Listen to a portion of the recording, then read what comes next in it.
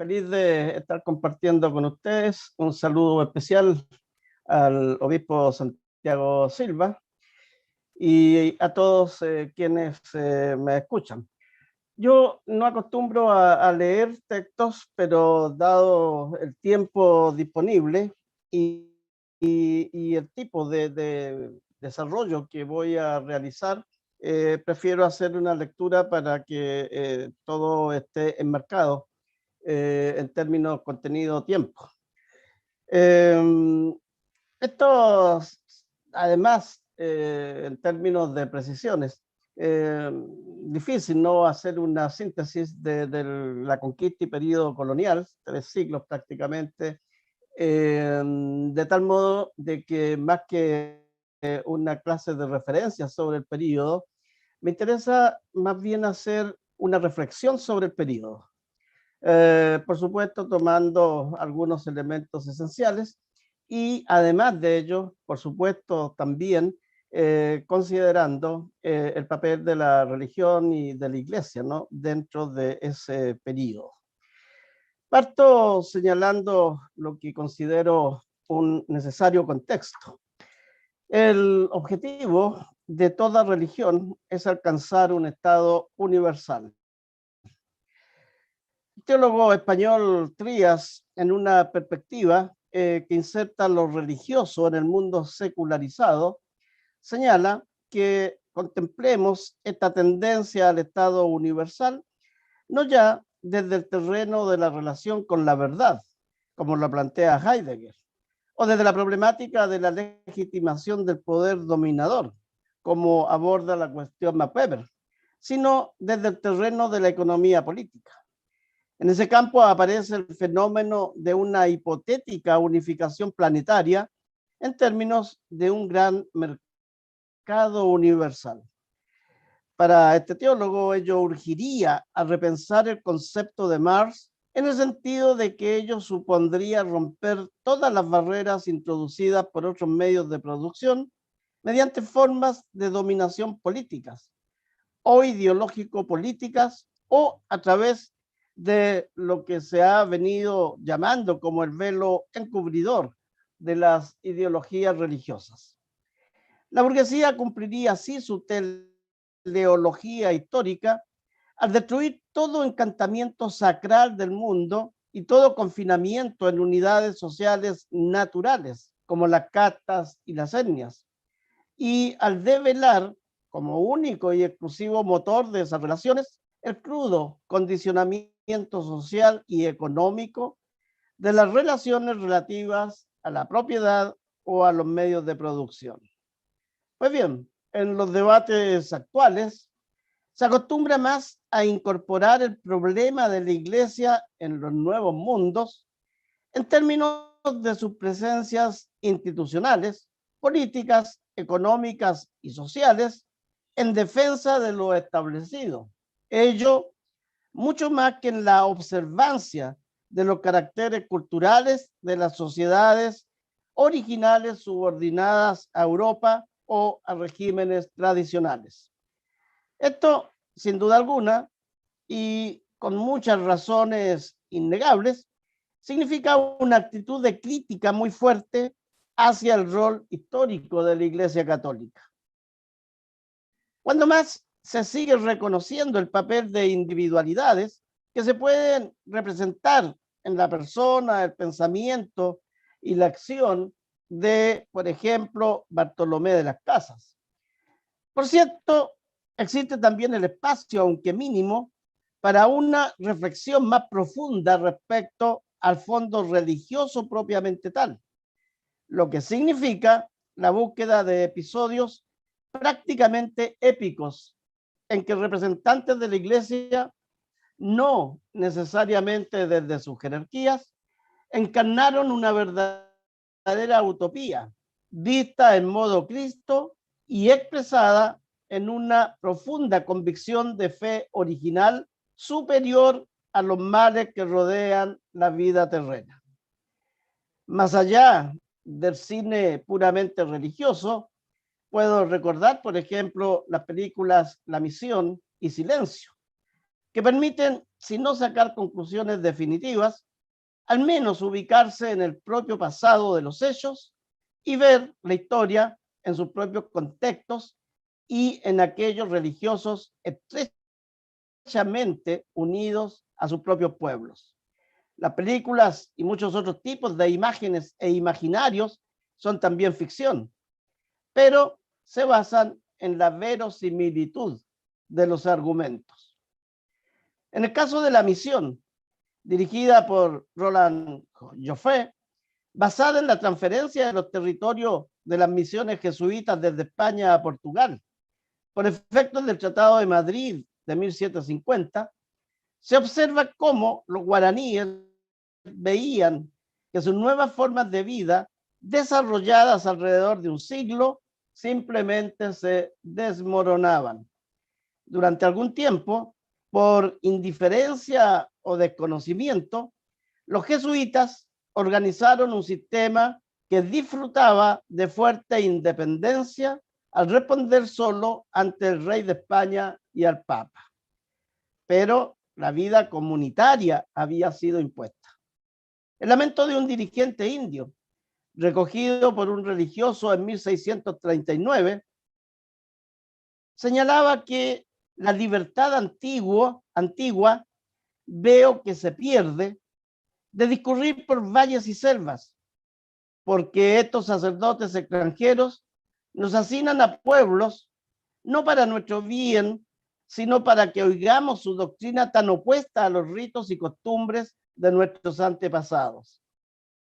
Sin embargo, cada reducción, igual a las otras, replicaba un mismo modelo: una gran plaza central con la iglesia, el colegio y el cementerio.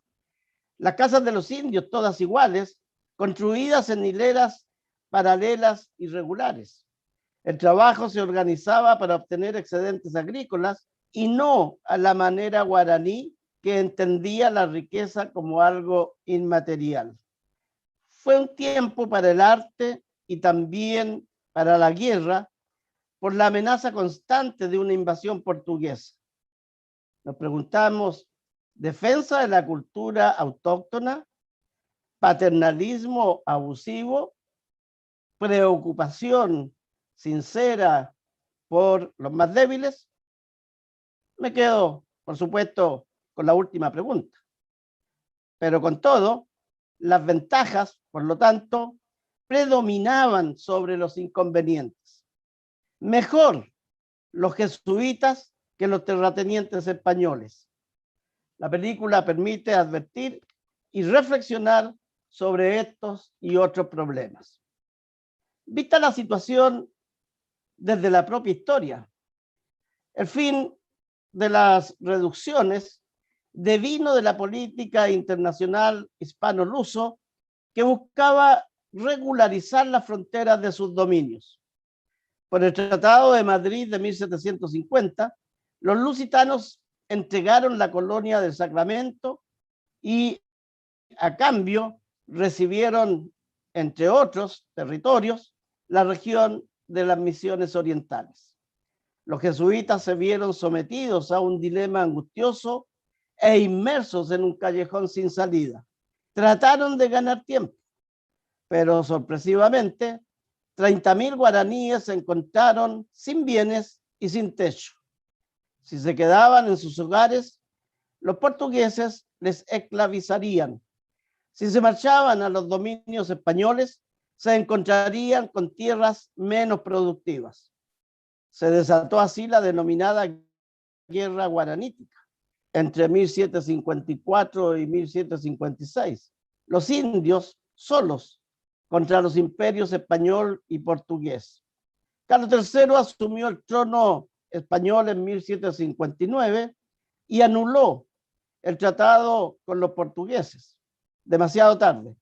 Las misiones ya no funcionaban y en 1767 se produce la expulsión de la Compañía de Jesús. En una reciente publicación, Melancolía de Izquierda, Marxismo, Historia y Memoria, el italiano Enzo Traverso realiza interesantes análisis sobre la melancolía por el pasado y la cultura de la derrota. Aun cuando sus preocupaciones son el estudio de la izquierda contemporánea y la caída del socialismo real a partir de los hechos del muro de Berlín en 1989, su análisis histórico va mucho más atrás y en profundidad analiza experiencias del pasado que igualmente nos permiten nuestras propias reflexiones. Existe una relación entre espacios de experiencia y horizontes de expectativas que en la actualidad permiten desvanecer a los primeros y a metamorfosear a los segundos. Las distopías sobre catástrofes futuras reemplazan el sueño de una humanidad liberada, confinando la imaginación a los estrechos límites del presente. Las víctimas de la violencia y el genocidio ocupan el escenario de la memoria pública. Sus actores vencidos yacen a la espera de la redención. Para Derrida, estos revelan la persistencia de un pasado presente, el retorno de los muertos de los que el trabajo mundial de duelo no puede deshacerse. Los fantasmas que hoy recorren Europa, el mundo, no son las revoluciones del futuro, sino las revoluciones derrotadas del pasado. La melancolía de la izquierda podría compararse con otras que la precedieron y compusieron una enorme galería de la pena. Las civilizaciones mesoamericanas destruidas por los caballos, las armas y los microbios traídos por los barcos de Cortés se expresaron a través de una multitud de lenguas que ya no existen o que carecen hoy de habitantes, como la evocada, por ejemplo, por Mario Vargas Llosa en su novela El Hablador. Para otro historiador, Koselleck, los vencedores caen inevitablemente en una visión apologética basada en un esquema providencial. Los vencidos, por el contrario, repiensan el pasado con una mirada aguda y crítica. La experiencia de la derrota contiene un potencial epistemológico que trasciende su causa. Después de la caída del muro de Berlín, Perry Anderson formuló un pronóstico complementario. No excluía una posible redención del comunismo, aún bajo formas diferentes, pero imaginaba con lucidez un posible olvido y un destino comparable a la desaparición de las comunidades indígenas creadas por los jesuitas en Paraguay entre los siglos XVII y XVIII. El problema del pasado histórico latinoamericano y, en particular, los procesos de conquista y colonización de sus espacios y sociedades siguen estando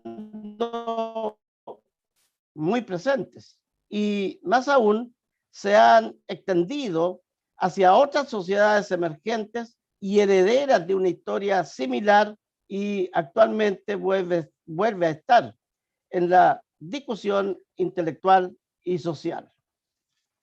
Obviamente, el problema se ve como un conjunto en donde el Estado, los empresarios del momento, las instituciones en general y la Iglesia en particular fueron actores de un mismo objeto de dominación.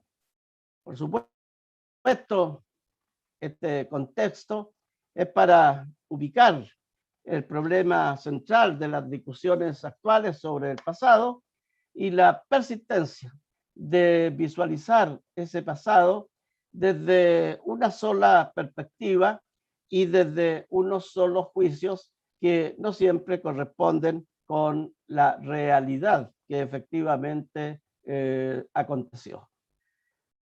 Sobre la conquista en Chile.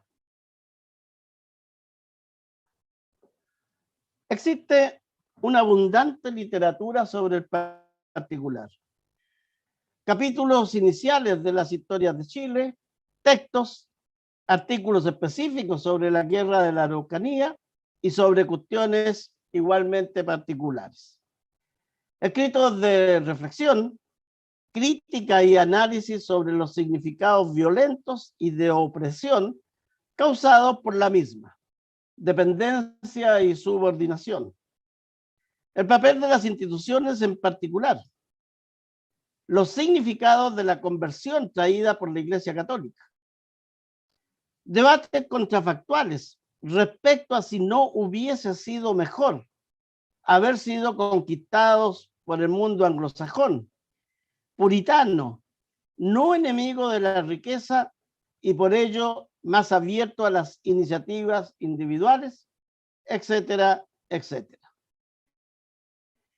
Mis opciones serían hacer un estado de la cuestión sobre el particular o intentar realizar una síntesis cronológica de los principales hechos y personajes involucrados en la misma, tanto del mundo hispano como del propio mundo indígena. No me inclino por una u otra posibilidad y más bien pienso en un contemporáneo que describió bajo sus propias miradas el acontecer de tan dramático tiempo. Lo hizo en términos de la poesía épica y no fue el único. Me refiero a Alonso de Ercilla y Zúñiga, pero solo acudo a algunas citas que me permiten ver los trasfondos de la situación, no para justificar, sino para comprender mejor. Respecto al análisis de la épica, en la época, por supuesto, tenemos un valioso aporte de María Gabriela Huidobro. Ella nos dice que la guerra de Arauco, relatada épicamente, constituye una representación de la misma, ofreciendo una imagen subjetiva de los hechos a partir de categorías conceptuales y lingüísticas de un universo cultural propio que buscaba integrar esos hechos a una única y mayor cosmovisión. La obra resulta de una inspiración dentro del contexto histórico del autor, Ercilla, elevándose a categorías poéticas que sirven de comprensión de esos mismos contextos y de la propia historia de quien observa y escribe. La duración del conflicto y su grado de violencia llevaron a que la experiencia histórica se hiciera universal, ya que en sus fundamentos se encontraban las situaciones humanas del pasado. De hecho, la ruta de los españoles conquistadores no estaba inspirada en una acción nueva. El espíritu que les animaba y que les iluminaba en la comprensión y dominación de un mundo extraño y ajeno se traslada más allá del reducido grupo propiamente ilustrado. Huidobro cita a Edmundo Gorman, dice, comillas, ni las cosas, ni los sucesos son algo en sí mismos, sino que su ser depende del sentido que se le conceda dentro del marco de referencia de la imagen que se tenga acerca de la realidad en ese momento. Y Huidobro descubre algo importante. Los deseos de Ercilla de desvincularse de la responsabilidad de los hechos, de no ser parte de actos específicos de los conquistadores y no necesariamente por oposición a la política imperial, sino por la contradicción entre el ideal y su aplicación. Concluye que en el siglo de oro español, el de expansión y organización de un imperio ocupado en propagar la fe en nombre de Dios y del rey, principios todos que de una u otra manera debieron influir en los poetas de la época que plasmaron tales ideas en sus obras. Efectivamente, por nuestra parte, podemos ir al poema y descubrir algunos pasajes de los mismos en que se describen estas situaciones. Por una parte, las apreciaciones de Ercilla respecto al pueblo araucano, apreciaciones que la República posteriormente consideró como legado indígena a la conformación de la nación.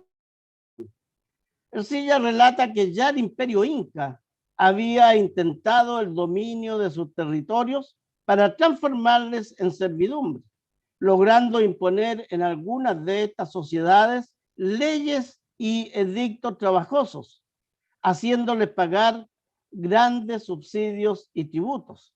Realidad, por cierto, opuesta al llamado y siempre apelado sentido socialista del mundo inca.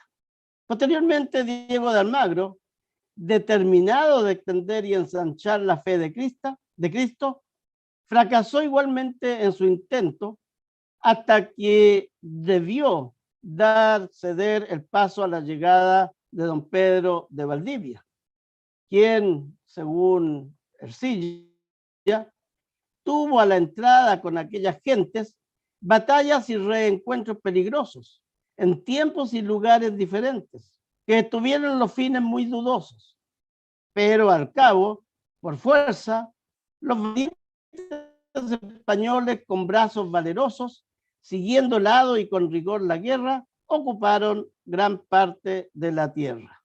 Síntesis de la guerra. Efectos, el propio Ercilla lo señala.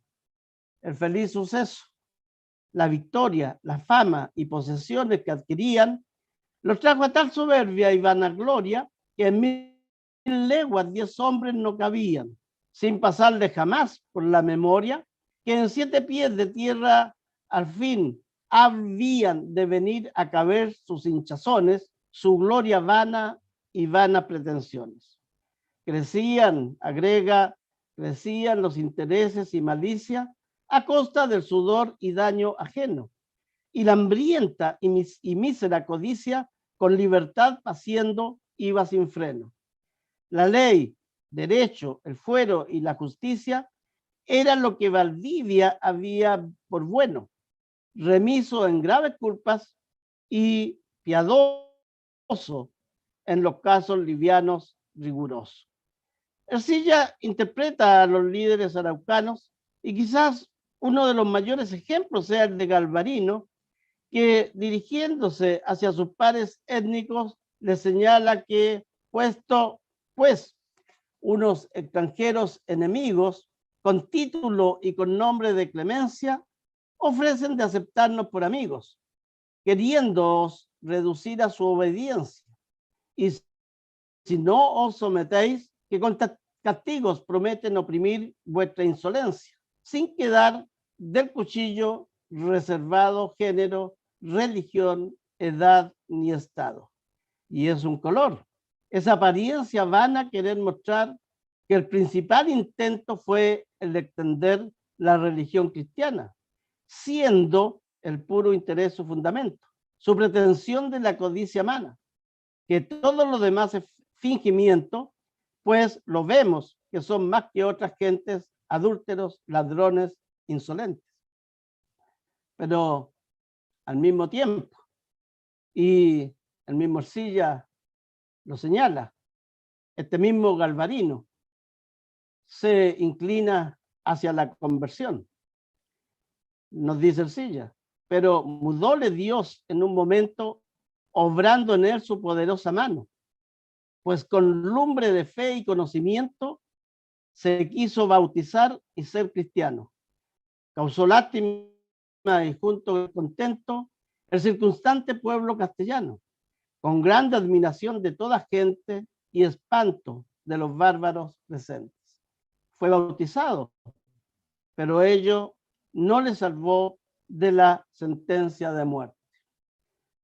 Esto, a grandes rasgos, fue lo esencial, fue lo que podríamos visualizar en términos generales sobre la conquista de Chile.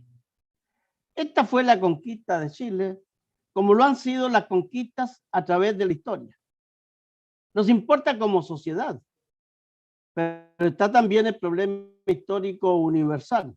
Habría que pensar que incluso en el siglo XX, ni el nacionalismo extremo, ni la izquierda del socialismo utópico han escapado de la barbarie y del aniquilamiento de millones de personas.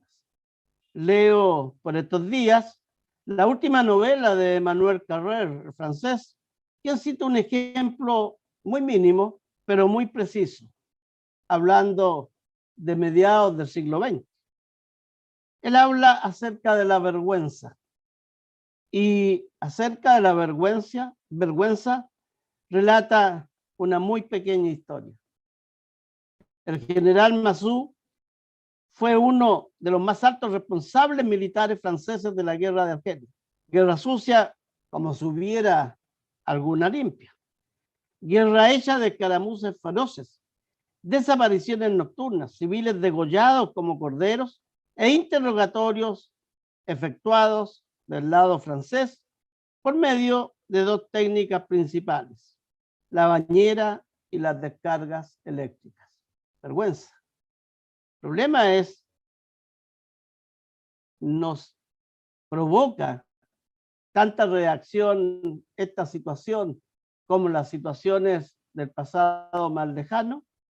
Pareciera ser que no, que somos mucho más indiferentes al presente y a lo que sucede en el presente que a nuestras condenas sobre el pasado. ¿Dejamos el pasado como está? No, tampoco, pero no es posible cambiarlo. Lo que sí es posible cambiar nuestras conductas en el presente. Por lo tanto, se trata de condenar el pasado y desconocer lo que sucede en el presente de ninguna manera. En todo caso, siguiendo al padre Gabriel Guarda, la conquista de Chile es la continuación del medioevo, lo cual no impide constatar el hecho, como lo escribió el padre Guarda, tan chocante para nuestra mentalidad de la alianza entre la conquista militar y la religiosa.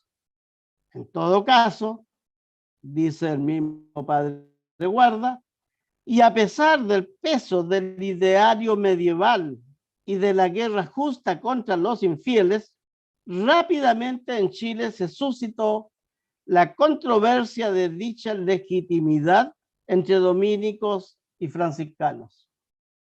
Y nos da una serie de ejemplos. Rescato uno solo. Fray Gil González, crítico de la guerra, al igual que posteriormente el jesuita Luis de Valdivia, fue reputado por un sector de la sociedad como imprudente e incluso loco, calificativos asumidos por la historia del siglo XIX, sin pensar por un momento en que tenía toda la razón, pues a la luz del Evangelio era intolerable el grado de abuso perpetrado contra los naturales por fuerzas tan escandalosamente superiores. Dejo al padre Guarda y sigo en la transición hacia la colonialidad. En el siglo XVII, la población indígena fue todavía un sector activo de los procesos en desarrollo, pero tendencialmente sector sujeto no solo a formas de marginalidad interna, sino expulsado hacia la periferia.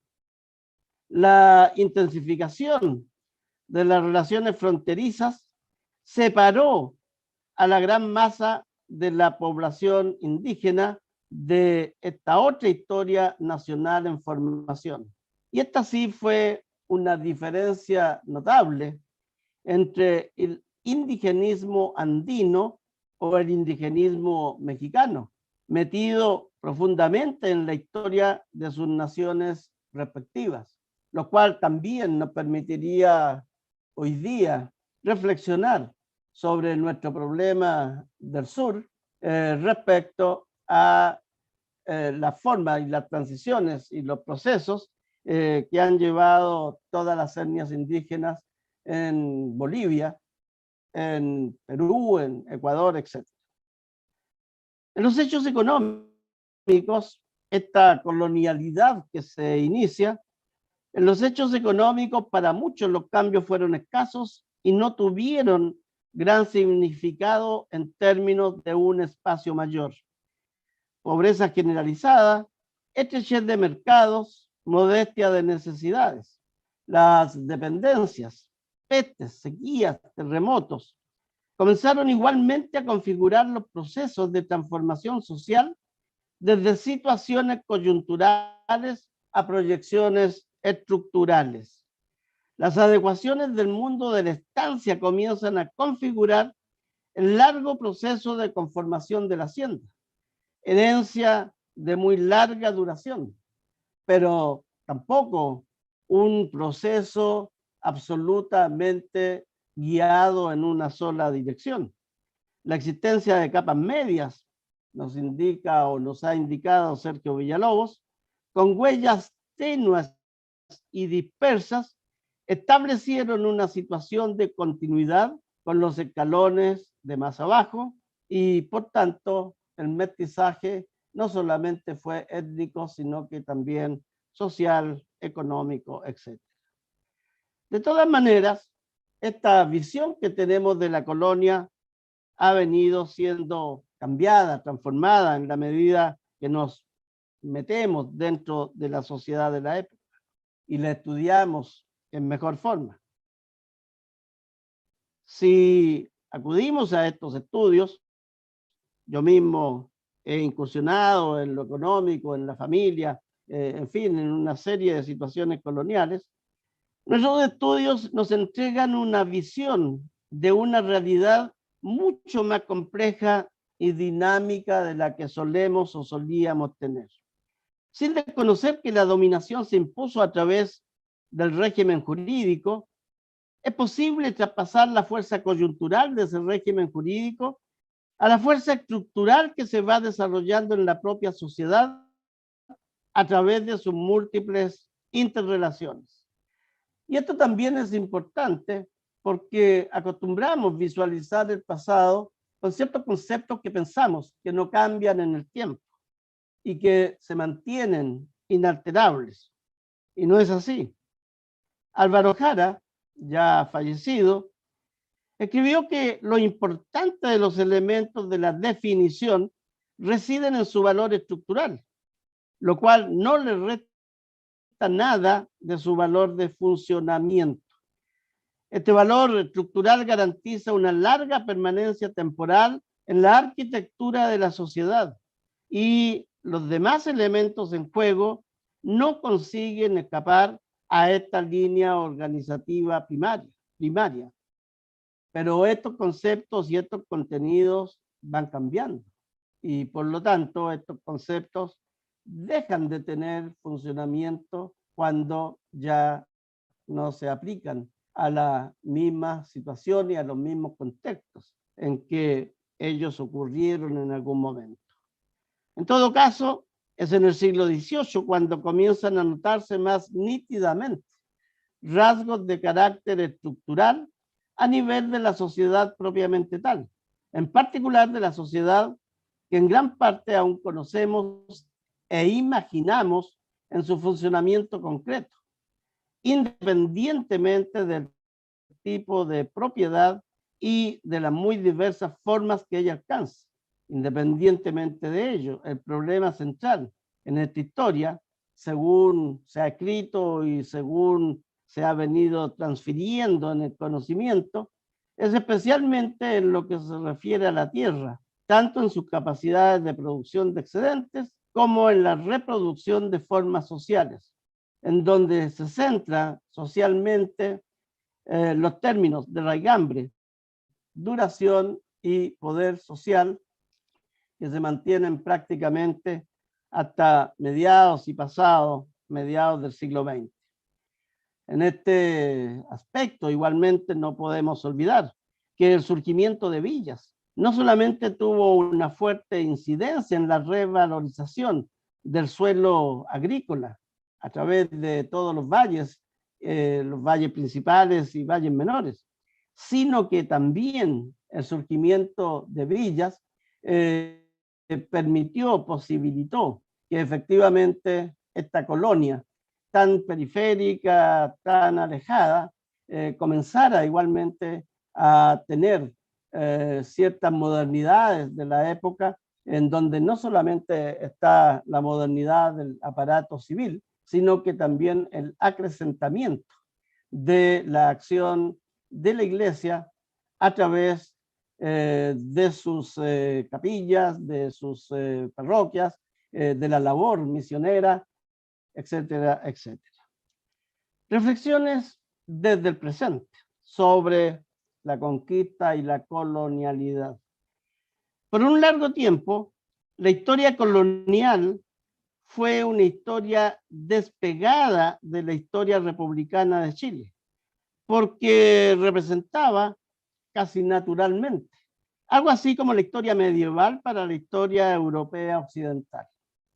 Es decir, se trataba de un periodo oscuro, retrógrado, un periodo que había impedido alcanzar objetivos sociales, pero sobre todo un periodo oscuro culturalmente. No tenía mucho que ofrecer, pero además de ello, chocaba absolutamente no solo con las ideas de los padres fundantes de la República, sino que igualmente en contra de las ideas fundantes de los republicanos del siglo XIX. El liberalismo doctrinario, fuertemente enraizado en las causas profundas de los movimientos de independencia, dio paso a otro tipo de liberalismo, muy rápido y ya muy presente a mediados del siglo XIX, en que su principal carácter pasó a ser de un liberalismo económico que, como tal, tenía una serie de oposiciones con lo que había sido el pasado colonial, no solamente desde el punto de vista de las ideas de la Revolución Francesa, sino que sobre todo, y después de 1860, con lo que se observaba como uno de los elementos principales que nos hablaban de cómo los países anglosajones no católicos habían podido avanzar rápidamente hacia el desarrollo, precisamente por no tener las ataduras del mundo hispano. La historia republicana de Chile no fue construida ni inventada a partir de lo que habían sido los antecedentes coloniales. Fue inventada a partir de los primeros éxitos de la vía republicana. Una constitución rápida, la de 1833. Unos éxitos militares rápidos como los obtenidos en la primera guerra contra la Confederación.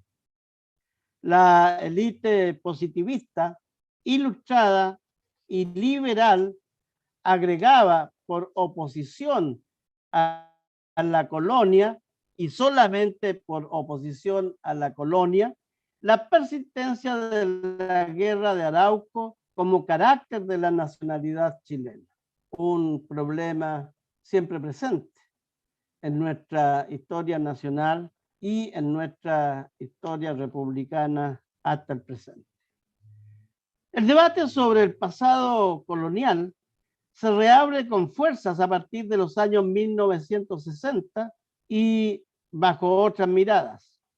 Las discusiones fundamentales sobre las teorías del imperialismo o esenciales sobre las teorías de la dependencia llevaron a historiadores, sociólogos, cientistas sociales a proponer, entre otros aspectos, y sin pensar en las transformaciones permanentes de la historia, la discusión de que la sociedad colonial en América Latina en general y en Chile en lo particular había sido la de una estructura social feudal o de una etapa periférica del sistema precapitalista.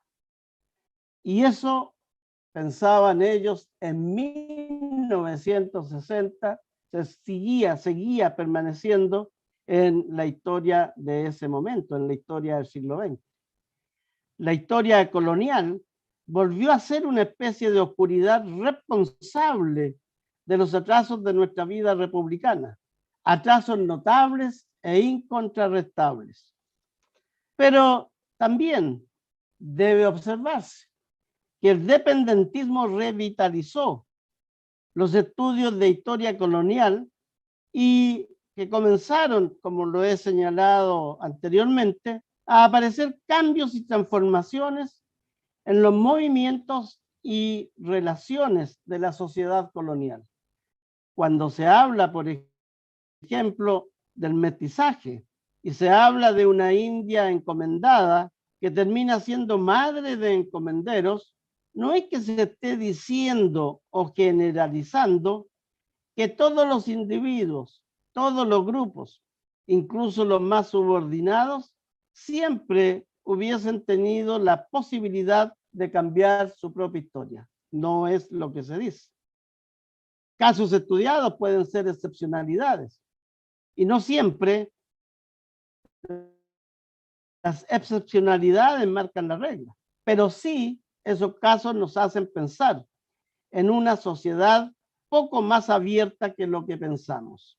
Cuando se habla del caso de una esclava, Petrona, por dar un nombre como ejemplo, a través de su situación, a través del análisis de las enfermedades, de los discursos morales, se está hablando también de dimensiones jurídicas religiosas y de las tremendas tensiones que no solamente hoy día en el presente tenemos entre lo que queremos y lo que hay, sino también sobre cómo efectivamente ocurrían las cosas y la vida en el pasado. Lo mismo sobre las identidades mestizas, lo mismo sobre los circuitos y relaciones económicas, lo mismo sobre el análisis religioso o sobre las conductas sexuales, sobre la muerte u otros asuntos pertinentes. Se trata de una sociedad en muchos sentidos ajena a la nuestra, pero que también en muchos otros aspectos sigue presente en nuestro tiempo. Y volvemos a repetir la pregunta. ¿Cambiamos la historia del pasado o transformamos nuestra propia sociedad en el presente? ¿Con qué ojos miramos el pasado? ¿Lo miramos con otros ojos? ¿O escuchamos lo que dicen nuestros historiadores, nuestros ideólogos políticos, algunas lecturas o unos mensajes que hemos adquirido inconscientemente? ¿Los miramos con otros ojos o los miramos con nuestros propios ojos? Es muy importante esto porque el producto de esa mirada no nos pone en el pasado, sino en nuestra propia existencia.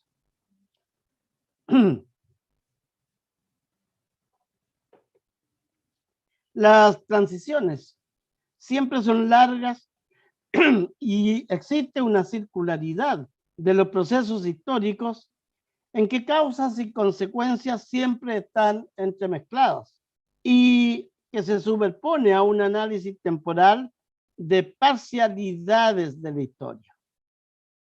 Hoy en día se inició en Bolivia, pero ya está muy extendido a nivel global, conceptos como decolonización o descolonización vuelven a poner énfasis en la necesidad de despegarse del pasado como única posibilidad de construir una sociedad efectivamente nueva.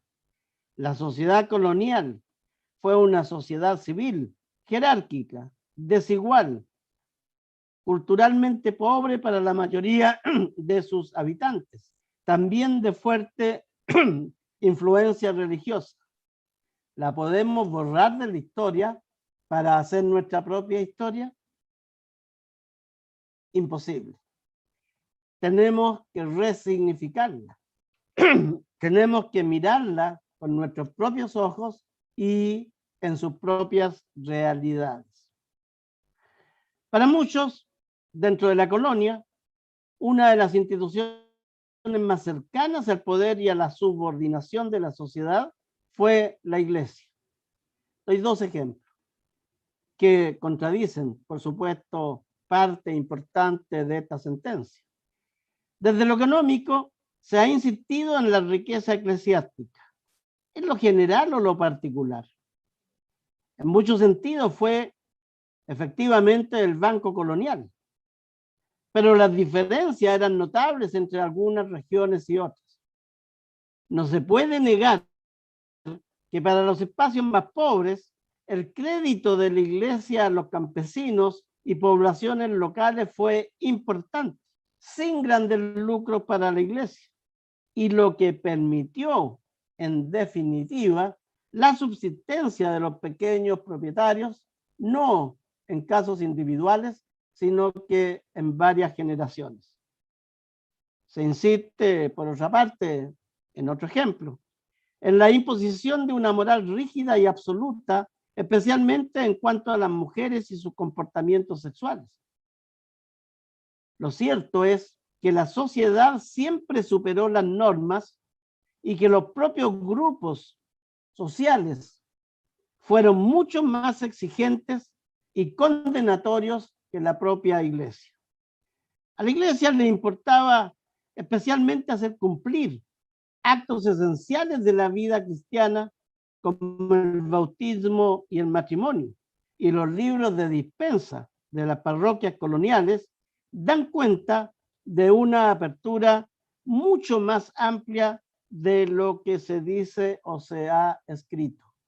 En estos dos ejemplos que doy, no tengo tiempo para extenderme en detalles, en estos dos ejemplos lo digo con plena autoridad del conocimiento y de un par o varios libros que he escrito en donde se contienen estos y otros aspectos de una iglesia mucho más abierta de lo que se dice. En definitiva, importa ver la colonialidad en todas sus expresiones y desde diversas perspectivas de análisis. Vuelvo a insistir, no se trata de soslayar relaciones sociales, económicas, políticas, que no nos agradan en el presente, pero el pasado ya no se cambia. Necesitamos cambiar el presente. Y para cambiar el presente necesitamos conocer realmente lo que ha sucedido y a partir de esas realidades poder entonces mirar hacia adelante y cambiar aquello que efectivamente no nos gusta. Muchas gracias.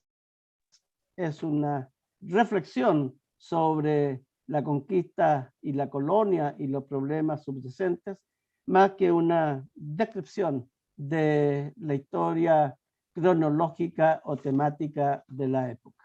Gracias nuevamente.